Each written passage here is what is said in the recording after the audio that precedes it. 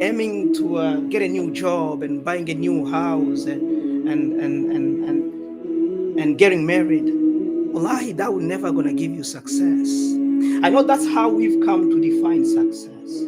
Now, if the brother is just finished a medical school, is a doctor with a big house, nice car, a little bit fat balance account, we tend to say that brother is successful. That's what we tend to say.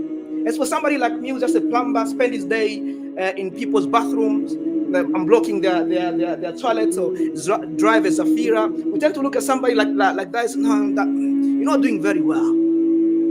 When subhanallah, my brothers, these two scenarios have nothing to do with success. This is how we've come to define success. And most of the time, this is how we work hard to achieve.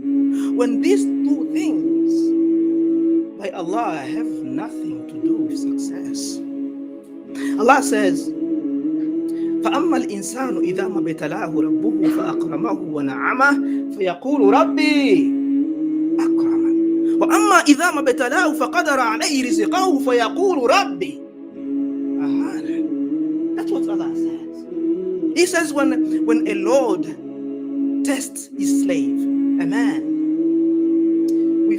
with all these worldly stuff, with money, houses, women, everything, a man turned back to us and said, Ya Allah, Ya Rabbi, you've honored me. I'm honored. But when the Lord, Allah, squeezed that man, his means of life, squeeze it, the man turned back to Allah and says, Ya Allah, you have neglected me. So all these two scenarios, the wealthy and the poverty side, these are just tests from Allah subhanahu wa ta'ala.